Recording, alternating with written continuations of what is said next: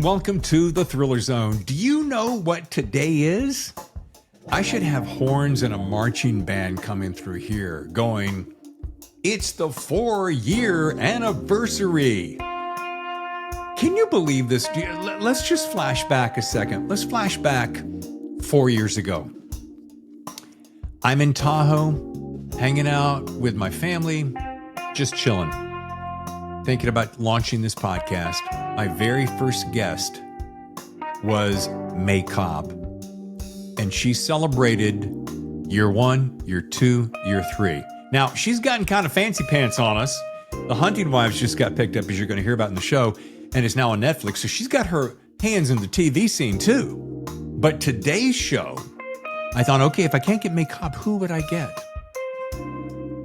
None other than the lovely and talented, always charming, ever entertaining Megan Abbott and her book, Dorado Drive.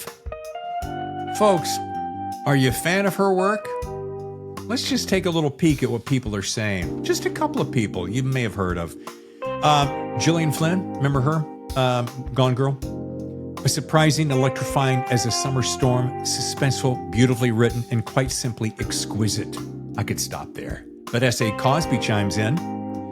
Dorado Drive is a dizzying, ephemeral journey where Megan confirms what many of us already knew. She's one of the finest writers to ever put pen to paper in the crime genre.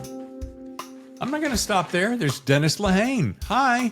Silky, devious ride. Harlan Coben. Tense, chilling, beautifully written, absolute knockout. Karen Slaughter. Layer by Magnetic Layer. Megan reveals the story of a family coming undone. It is riveting family drama. That's right. That's what we do here at the Thriller Zone. We try to top ourselves every time. Sometimes I do it, sometimes I don't. Today, I've done it. Megan Abbott is on the show, Dorado Drive. And let me tell you, inside today's show, there's a couple little tasty morsels that you're going to go, Dave, what? I never knew that about you. Oh, you going to find out. All right. I have done geeked enough. Please join me in celebrating year number 4, kicking off season 9, if either today or the next show, with my good friend Megan Abbott right here on the Thriller Zone. Hello, good to see you again. Good to see you. How are you doing out there on the West Coast? Well, besides riots in L.A. That's right, you're pretty close to L.A. Oh, I'm so sorry. My wife and I had a little personal getaway, and we were coming back Thursday late, and I think the riot craziness started maybe Friday, and yeah. Cray. So it'd be nice to live in less exciting times. We could spend probably an hour just on that phrase. Yes. Yes. It's our world. We're stuck with it. It's our timeline. Yeah. We have so much to talk about. I'm so grateful for you being here. Well, I'm so glad to be back. We had such a fun time last time we spoke. Do you realize how long it's been?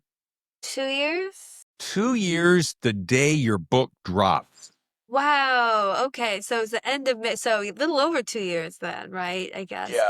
Yeah. And you're just more ravishing, and I've gotten grayer. I don't understand that. No, I think you look pretty good. You got that Southern California color, you know.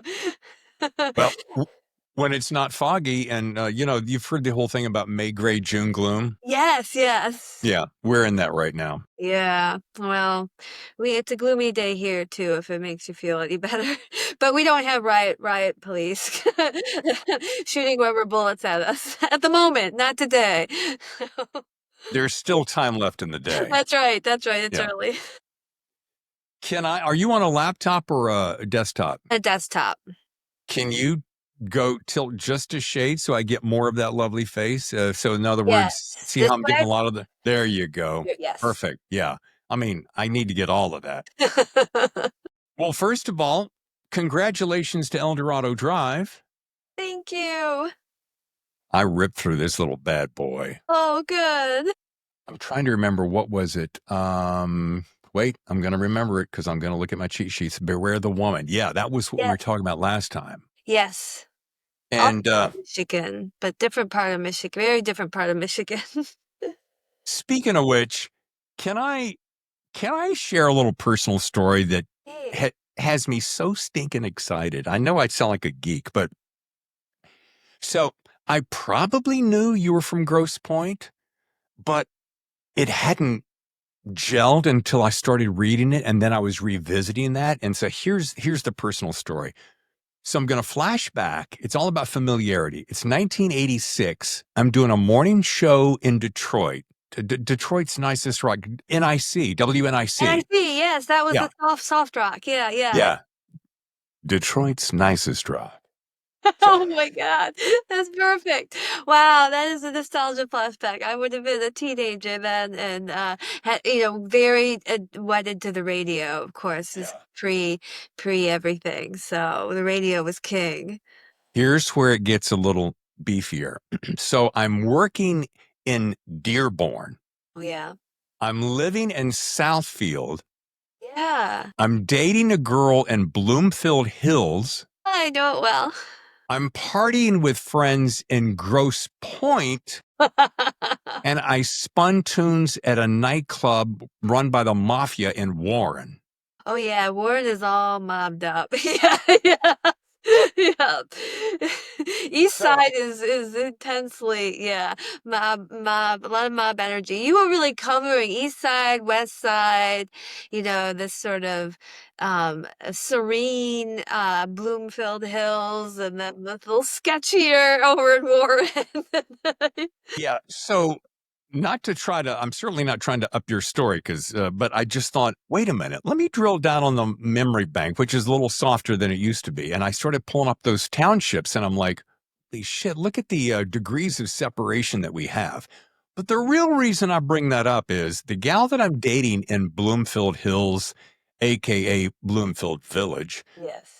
We're talking one day because she knew I was into books, and I'm like, oh my God, well, you're my favorite authors. And I mentioned Elmore Leonard, and she goes, well, he lives right up the street. Yes. And I go, hang on a second. I'm going to run up the street right now and meet him. She goes, whoa, whoa, pump the brakes. You can't just roll up on Elmore Leonard, knock on the door, and say, hey, I'm a fan. So the good news is I was that close to him. The bad news is I never actually got to meet him. We got to meet him, which I'm sad to say. But I know that he had a huge influence on you. And I wanted to start off all of that backstory is talking about the impact he had on your life. Yes, yes.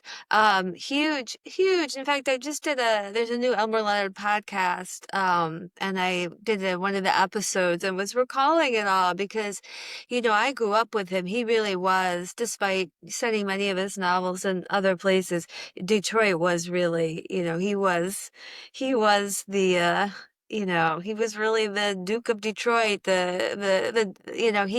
we claimed him as our own, and of course he lived there for so long, but it wasn't really till I would say about 15 years ago, Los Angeles Times Magazine, when they still had the magazine, asked if I wanted to interview him. So I did over the phone, and it was one of the most thrilling hours of my life. He was living in Bloomfield Hills at the time, um, and he was the most delightful. He was everything you want when you meet your heroes because he was so warm and inviting and kept asking me questions about my books and which was so generous, and we had such a great talk, and he's a little bit of a flirt in the sweetest way. He liked to talk to women. And then his assistant Greg Sutter, for many years assistant, sent me a picture of one of my books on a table in his house. So he said that Elmer Leonard was reading it, which is so happy. I still have the picture. It was one of the great gifts. So he was huge for me, and I think for any crime writer, full stop, but especially if you're in Detroit area, because we didn't have many big literary figures, but he was ours. I mean, he just was among the very greats. Oh, Well, and it's so funny. Speaking of flashbacks, Hearing a so you little interference on when you speak. Are you hearing that? know, Okay. If you're not I'm hearing it, I'm I'm sure hope, it's fine. Okay. but I think once this uploads, we'll be fine. Okay. If not, I'm gonna cry like a little baby. So I'm flashing back, and one of the lead characters is living in the Rensen. And I remember this was 86, 87. I remember, oh, yeah, the big, beautiful glass and steel structure that everyone's uh, kind of like putting lipstick on a pig in one sense, you know, but it was such a special time because they were trying to do all this big renovation, for lack of a better term. Well, yeah, they were trying to reinvent the city, and they had many efforts, Greek Town, which to a certain extent was successful, and the People Mover, which wasn't, and the Renaissance Center, which, is based on that famous hotel in LA that looks the same way. And I think it just didn't look like Detroit, it looked like it had been dropped there from Los Angeles and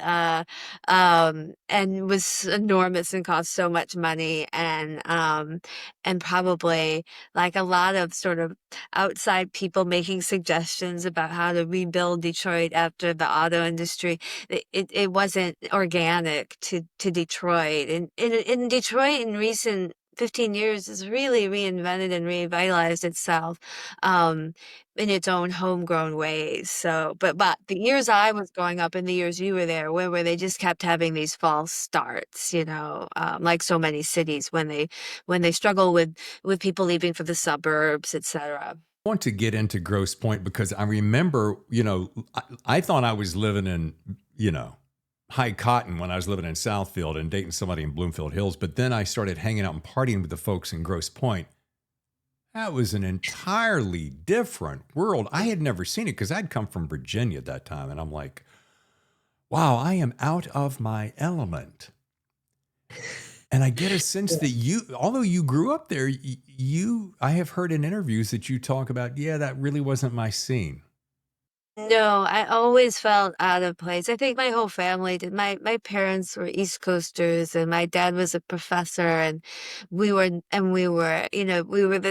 only Democrats within like 10 miles of Grosse Pointe, that it was like the red enclave in blue Wayne County. And it was very, very conservative in the old-fashioned way, like the Eisenhower way. It was just country clubs and old money and, wasps with their, always like the cuffs of their shirt would be frayed because you weren't supposed to, that you really showed wealth by like having like a 30-year-old J Press shirt, not some new designer thing. So it was really four country clubs, really not my scene. And I was never really that kid that wanted it either. It was not appealing to me. It was not romantic or Gatsby-esque to me or any of those things. I just felt on the outside and, class was a big thing in Grosse Pointe. There was the old money's high school and the new money high school and all that stuff. So it was in some ways it really prepared me for a lot of the world because it was um you did feel everything very keenly, how different you were. There was no hiding it. So what's interesting is that if correct me if I'm wrong, you always said you weren't really going to write about your hometown, and yet this is all about that. So what finally made you want to tackle that setting, and how did you feel revisiting, those childhood memories on the page? Yeah, yeah, I had really resisted it. I'm not sure why. I think sometimes you have to be away a really long time to start to see it clearly. And my family doesn't even, they live up closer to Bloomfield Hills now. They live on the west side now. So I don't even go back there. But I was really interested in this sort of rising phenomenon of suburban women in areas that had been hit especially hard by the recession 15 years ago and then then COVID, and then our current whatever was happening in the economy now, they're becoming involved in these money making operations. So these were that were all basically based on using your social network in the old-fashioned sense of the word to generate money, and often turn out to be illegal operations. But this was started happening everywhere. And so I really wanted to set the book then in a place where people had grown up with money, women in middle age who had really thought their life was set. And then it was all taken away. So setting it in Detroit after the collapse of the all the big auto companies, and then the bailout, everybody. I mean, when I grew up, there were always these huge cuts. Everyone was already losing their jobs in the 80s. The white collar jobs came later. So I really wanted to be in that kind of environment where it's hitting people now who've never experienced any worry about money in their lives and how it affects them. Well, this group, The Wheel, is fascinating because it's a scam. Maybe not everyone, but many of us have been privy to those pyramid schemes where you get this thing. Hey, listen, just put a little money in, and we're going to do this for all of us. It's for the good of us, and then we have to give us a little bit more money, but it's cool and it's good and it's prestigious, and yet everybody's getting ripped off. Yeah, it Something takes a scarce. while to see how it goes wrong, which is sort of how they operate. The people that first buy in are the only ones that ever make any money, because like any pyramid scheme, it's based entirely on recruitment. At a certain point, there's only so many people you can recruit.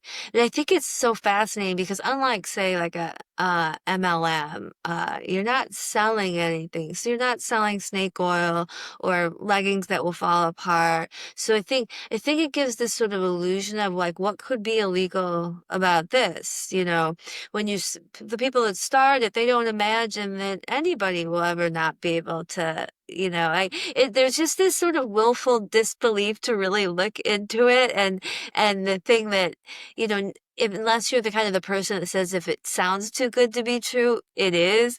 And when you're in a desperate situation like these women are, some of them, they just want their station back, but a lot of them have real financial issues.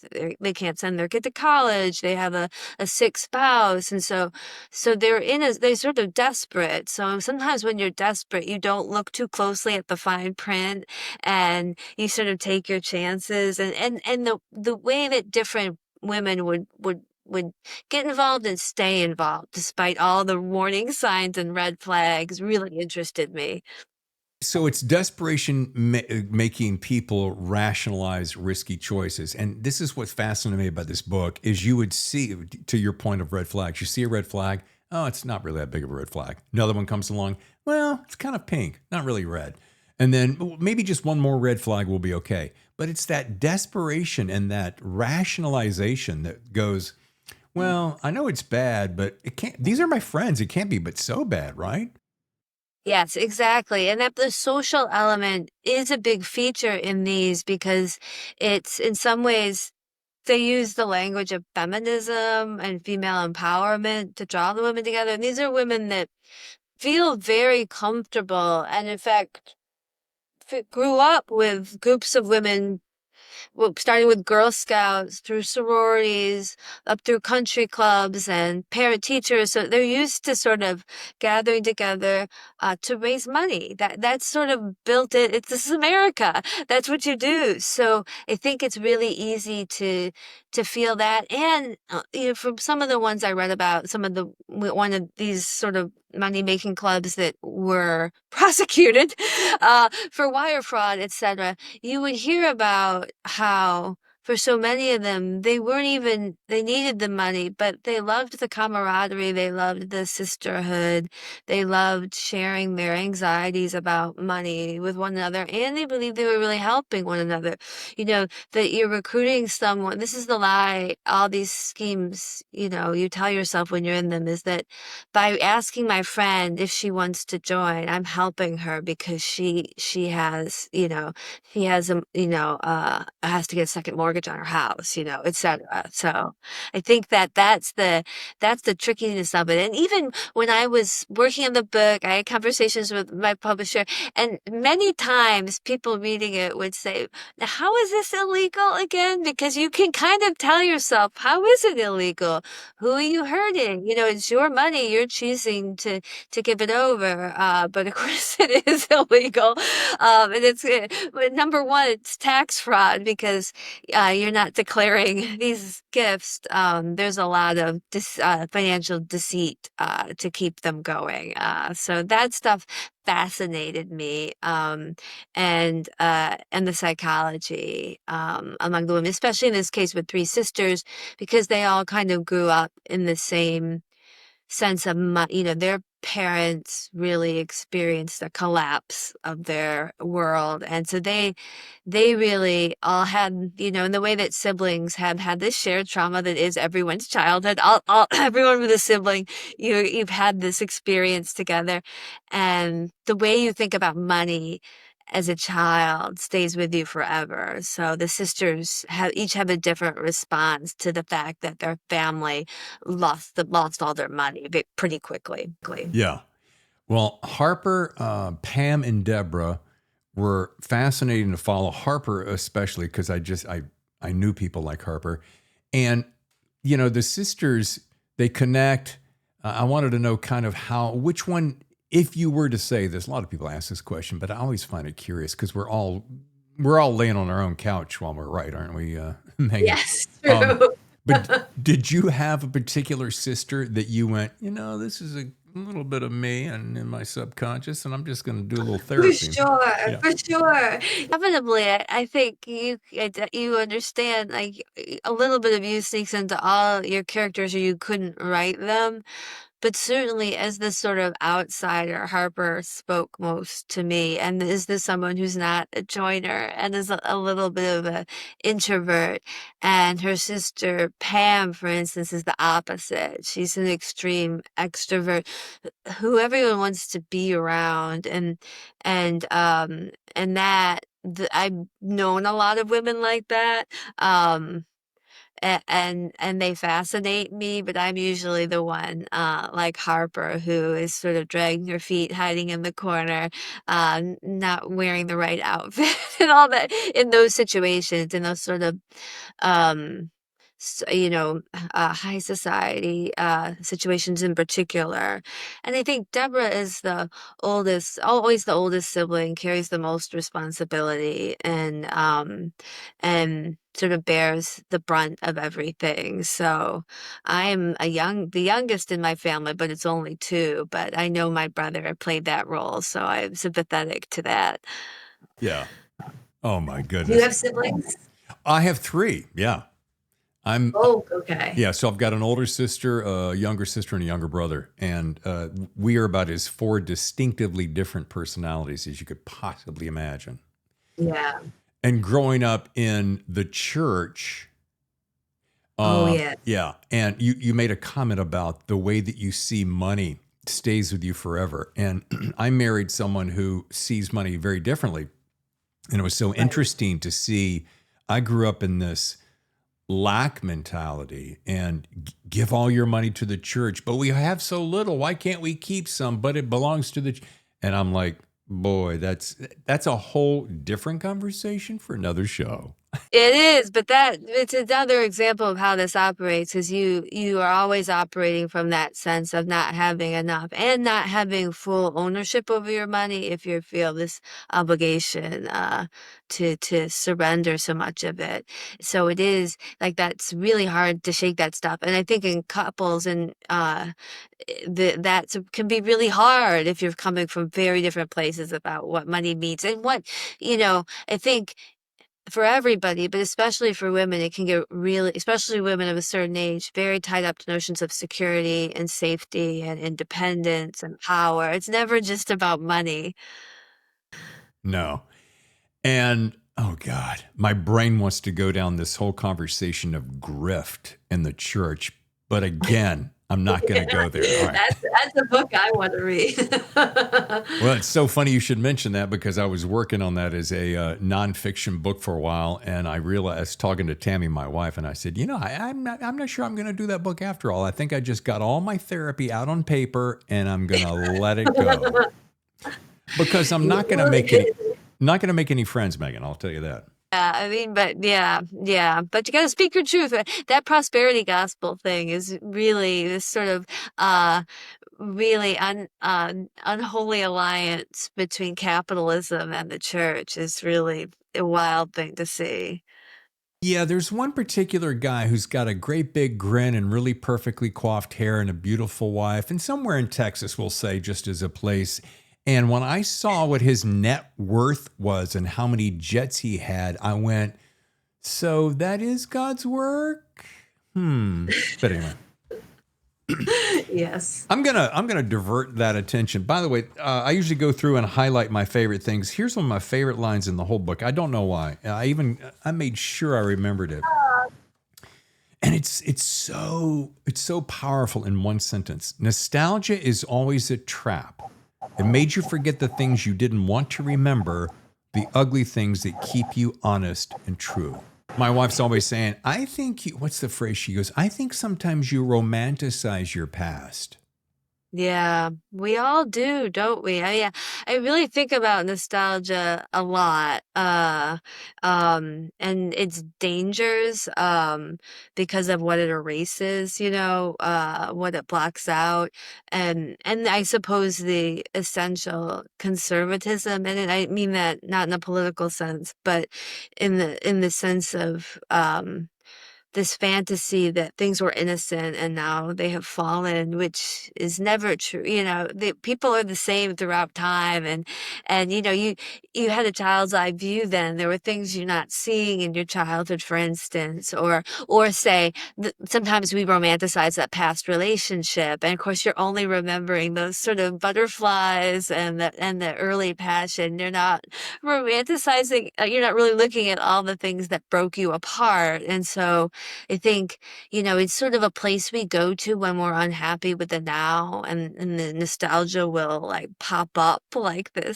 of those pop-up clouds out of the box, and promise you that things were better once, and you can reside in that space. But it's a space, I think, of preventing you from moving forward, certainly. Well, we started off our conversation about inferring or referring to some craziness in LA and some of the repercussions and adjacent insanity along with that. I want to be as nebulous as I can so that I don't have listeners going, I've had enough of that. But to your point about nostalgia, I think we hold on to it because in the now, we feel sad by the reality that we have. And we think, well, if we can just go back to yesteryear, it was softer and Yes. gentler and more innocent. And to your second point is, I think it's always been the same. It just has evolved into more deception and grift based on greed and dishonesty.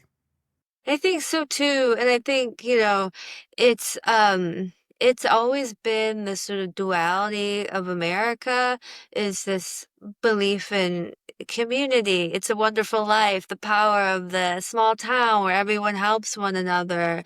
And that's part of our nostalgia about past America, right? Is that vision where everyone was pulling for everyone else, and the nation pulled together to fight the Nazis or etc. And I think that is one vision of America, and the other vision of America is of the individual who rises, who can, and who makes money, that you are pulling yourself up by your own bootstraps. And these things are in conflict with one another. And and to such an extent that I think now we're seeing this sort of all this big binary of these two notions of what America's supposed to be. Um, and I think it's starting to feel like this sort of big divide is really kind of an existential one about what the idea of America should is, what it's meant to be. And everyone's sort of those twin notions, though, have both been there all along. I mean, the frontier story is the story of conquering and doing everything for oneself, of gold prospecting, of like, taking from the land, taking what's not yours. So that's as old as all the notion of the Puritans in their little town square and how they all would, bring, in a cold winter, everyone would help each other and bring, what goods they had. So I think it's that divide is perennial. Feels particularly sharp now. I agree. And I think because I think in part social media has made, these worlds collide, we're sort of you can feel like everyone sort of wants the same things in a vacuum, but when you see the kind of craziness on social media, um, which is also false because it's just the craziest people that post these things on social media.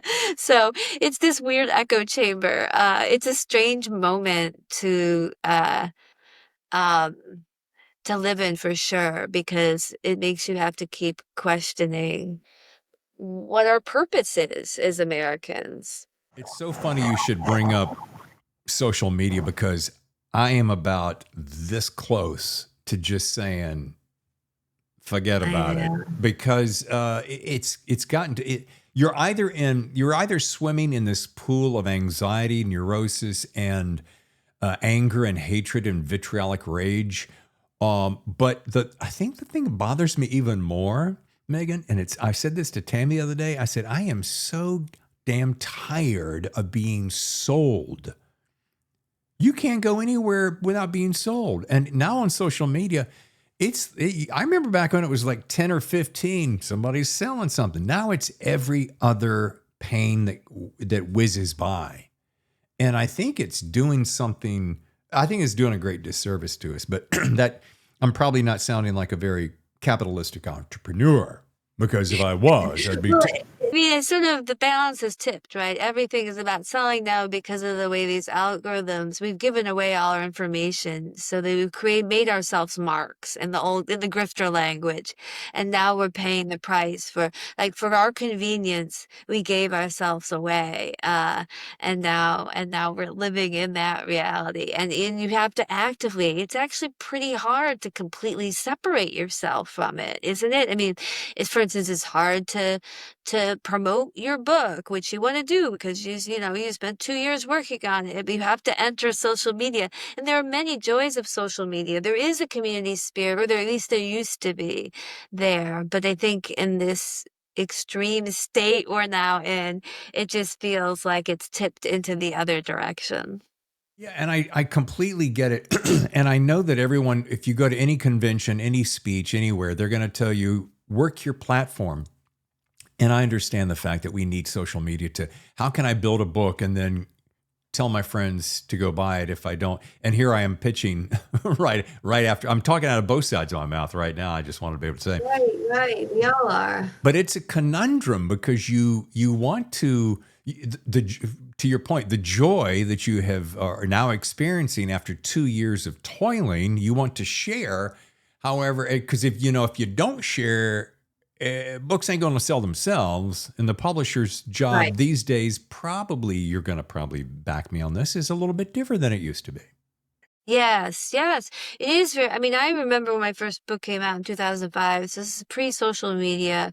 It's pre iPhone. So it was very different. You didn't have any control over how and you had, for instance, an enormous media book press coverage, and there was sort of these places that would regularly run book reviews or coverage of books or authors.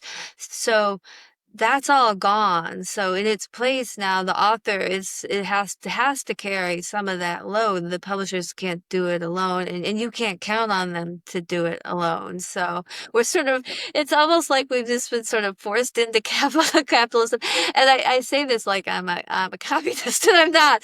But I think because we're seeing capitalism at its most extreme now, it feels like this sort of trap we're all caught under now when it's just and we're all enacting it too, as you say. We're appalled by it, but it's very hard to completely disengage. It's very hard to say, well, like for instance, you can pick your battles. Like, I'm not gonna buy from this company, or I have an Android, I don't have an iPhone, etc. But like there's no way that like then you buy stuff from other big corporations, like there's just no avoiding it. So I think it just feels like it's it's everywhere. And I think that's what sort of led to the book for me is just, and when I was writing it, there was no thought of a recession or tariff wars or any of that. And now it's sort of eerily like we have entered into that stage. Everything was relatively placid when I started writing it, and now here we are again. Isn't that funny how that happens? Well, I'm going to run out of time, and there's two things I really wanted to make sure I got to. One of the favorite parts of this chat I was looking forward to is that I'm a closet filmmaker myself, so I'm always obsessed with seeing stories go from book to screen. And I know that A24 is currently developing El Dorado Drive for television with you at the helm of writing it, correct? Yes, So, yes. so it's a two-part question. What excites you most about seeing these characters and this suburban world brought to life visually? And just, what does that feel like? Double question, same idea. Yeah, no, I'm so excited about this book in particular because to me it felt because it's built around these parties that the wheel has, right? They have them, this is how people bring their money in and the parties are and they get bigger and bigger as it goes on. So it felt very visual and cinematic to me because I wanted them to have, even in prose, this sort of um ecstatic energy to these parties, and so it seemed like um TV would be the perfect place.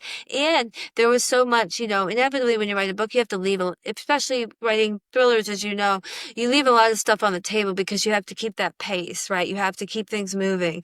But as an ongoing TV series, I have the opportunity to see where the wheel really goes, how it, how things go wrong, the sort of internal machinations, because researching it, particularly looking into some of these rings of women that were prosecuted, where you can read the depositions and you can read so there's so much more that I couldn't put in it, and then the sort of thrill of a show would be you get to do all that, and you get to probe every woman that's involved in it. Here I'm focusing mostly on the three sisters, but so that's so fun. And to be honest, there's just not that many TV shows set in the Midwest at all, and not in the world I grew up in and it's still there at all. So I was excited, and A24 was about making sure we set it there because that specificity. I mean, the middle of America really is almost absent from especially prestige television. Yeah. Well, first of all, I love A24 because they're always living out there on the edge and they embrace that. Secondly, you are genuinely living my dream because when I write cinematically, and I remember hearing you say something about you wanted the parties to feel so cinematic, which you just referred to. And I'm like, yeah, the whole book is kind of this party, and you want to just get lit and hang out with these girls. Yeah. Oh, good. Oh, That's what I wanted. yeah. No, my alcohol consumption increased by the page. I just want to say for the record. I should really do some like an accompaniment, like to each party. This is this one you should definitely have tequila on hand. And this, Yeah, I started with margaritas, but I ended with martinis. But it was quite a headache. It's another interesting point as we start to wrap is Another thing I saw in the trades today, our good friend May Cobb, who has been on the anniversary show year 1, year 2, year 3, couldn't make it year 4. And I'm like, well, there's only one other person I want on year 4, and that's Megan Abbott. And then it all came together perfectly. But I found, so I found out that her book, Hunting Wives, which we had a hoot conversation about, just got picked up by Netflix. And to this point, I love the fact I see all my girlfriends, and I say that with all respect, my girlfriend's writing these phenomenal books set in her case, Texas, your case, Midwest, getting the attention it deserves. So bravo. Yeah, no, it is. I feel like, I mean, it feels like for a long time, female stories, as they used to call it, were considered too small. And now that women, of course, are the biggest consumers, as we know, of fiction. They're the ones buying hardcover books. They're certainly the biggest consumers of thrillers.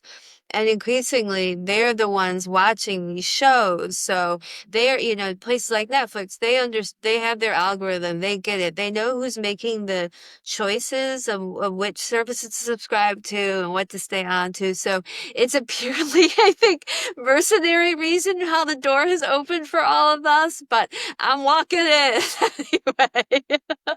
Open the door, girls. I'm coming through. Well, right. I have to ask this because, and this was not on my notes, because I was talking to some guys recently. Follow that. I was talking to some guys recently at a bar, friends of mine, and we're talking about the thriller world and what bigger worlds writing wise is outside of that. And we started talking about romance, and then we drilled down on the stats. Romance dwarfs thrillers. Everything. Yes. Dwarfs everything. So I'm saying to myself as I'm on the treadmill this morning, I'm like, I wonder if I could, and so just bear with me. And if you don't like this, I'll cut it out. What if Megan, I know she's a thriller, I mean, she is thriller girl, but can you imagine if she wrote romance, like dark romance? Hell yeah.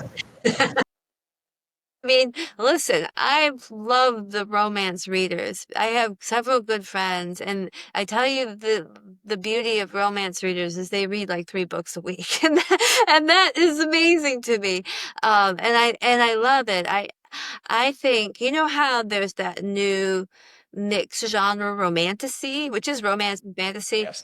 If we could merge romance with thrillers, which because there are thrillers with romance in them. There's certainly erotic thrillers, but I feel like there could be a more full-blown, because I can't write a book without a murder in it. I'm sorry. So I don't know if I could go in the romance and, field because I would keep adding murders. So I don't know. My sensibility, maybe, there are dark romance novels for sure. And I've read some of them, but I think maybe for me the engine is always the crime. So I don't know. No. Megan, I I'd got love it. to workshop it. I got it. I got it. We're going to call it Thrillmance. Thrillman. Now that's a good. Now that's good. Well, you should TM that right now. Only if you'll join me. into We'll I'm into collaborate. it. Yeah, and we'll come up with different pen names so that we can keep our other worlds like it. separate. Yeah. I like it. Last question, because I'm now running over. We talked about this 2 years ago. Once again, thank you for being here. But I want to know best writing advice. I mean, nobody's going to give a better piece of writing advice to my listeners who are up and coming writers, a lot of them, than you. So just dish it for me, girlfriend. Yeah, but I'll always say the first thing I always say is make sure you read a lot and widely because I'm always surprised by how many people that want have a story, they want to write a book, but they're not consuming enough of what's being written now. All books are great, but if you want to sell your book, you should really be reading what's coming out now and finding your place in it. It's not that you want to copy or replicate or copy trends, but you just want to be consuming books, because that's really the best way to sharpen your skills. I mean, I constantly, all the time, when I'm trying to like break out of ruts, I'm try to read in a different different. I read a lot of nonfiction right now. I'm reading The Right Stuff, Tom Wolfe. I try to like find things in other books. It's like the endless well of creative ideas and ideas about how to construct a book and how to build a story. So I think the number one thing is just make sure you're reading a lot and widely, not just in your lane. And it's so funny, when I was reading Dorado Drive, I was getting little hints, like an aftermath of fragrance of something really pleasant. And I was thinking about Elmore Leonard. And of course, I'd done my homework on you. And I'm like, isn't it interesting? Because she broke some rules in the writing of this book. And I'm a big fan of breaking rules. So I'm like, wait a minute. There's no reason you can't break rules. I mean, Elmore Leonard broke rules. He just cut out everything that nobody wanted to read, and you're making your own formats. And I think that's one big takeaway for all of us today, is that just write the damn book that you want, and just don't worry about, will it fit in the shelf, or will it, I understand. Absolutely. And I understand you have to have a mind toward where will the publishers put it on the shelf. However, you never know when you might be doing something so unique. They're like, we have to have this, right? Right? Totally. And I don't even think you should think about where being publishers put it on the shelf. I mean, I know you have to kind of, in your query letter, sort of, but that's sort of a fiction anyway. I mean, my first book, I didn't even write it as, I didn't know it was a crime novel. Well, now it seems strange because there's a lot of crimes in it, but I just wrote a novel that I wanted to write. It really wasn't until I sold it and they were calling it a crime novel. So, and I'm glad that I just wrote the book I wanted to write. So I always try to go from that place each time. And I think, what always publishers are looking for, despite all the things they might say, is original voice. Only everyone trying to write a book now, you have an original voice that you need to lean into. You need to lean into your idiosyncrasies and your specificities, and the more specific, the more universal, as we all know. Oh, there's the recipe for success, ladies and gentlemen, right there. Hoo-yah. Well, learn more at meganabbott.com. Stay tuned for when Megan and I co-write our first Thrillmance novel together. Thrillmance. You heard it here first. We'll be launching our imprint by the end of the week. Yes. And by the way, thank you for making our 4th year, celebrating with us and being here and being so kind and gracious as you always are. Oh, so much my pleasure. This was so much fun. I knew it would be. Thank you. Man, how good was that? I know I say that a lot, but dadgum, that was good. Megan, what a sweetheart. Talking about having the best of all worlds. One hand is in writing novels. One hand is in creating television. That is my dream. My number one dream. Possibly, maybe in the world, outside of taking a really nice vacation sometime this year with my lovely wife, Tammy. She deserves all that she's got coming to her, folks. Megan, a sweetheart. Okay. We're now officially kicking off season 9. 4th year. 4 years we've been at this. You and me sticking it out for 4 years. There's some people have been saying some nice things about this show. For some reason, they're saying it more and more often. And I want to say thank you. Just from the bottom of my heart. Thank you. Thank you for being there. Thanks for hanging in there with me. I keep dreaming about moving into a full-time studio. As you know, we head up to LA every once in a while, and thanks to my good friend Jonathan Ayala, we sit down in a studio from time to time. We might be able to do that more in the summer. Hope so. But how about this as we wrap June next week? You know how we started off with Emily Bestler? Only one of the biggest publisher editors in the entire world. Emily Bestler books. Gosh, she was delightful. Then we followed it up with a number 1 debut author, Thomas Trang. As you just saw, Megan Abbott, only one of the biggest New York Times bestsellers in the world. Okay. And now, think of the biggest talent agency in the world.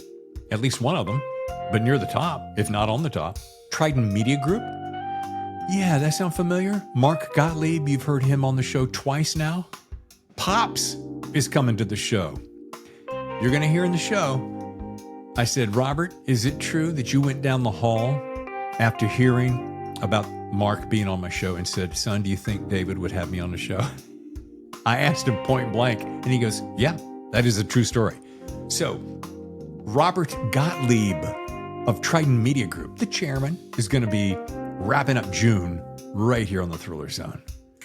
I could just about mic drop it right there, but this thing costs too much money to try to maybe break it. What a month. What 4 years it has been. I feel like I should be. I need a cocktail. If my dear late friend Ted Bill were with us right now, he and I would be toasting martinis. Ted, this is for you. Man. All right. I'm Dave Temple, your host, and I'm out of here, but I will see you next time for another edition of The Thriller Zone.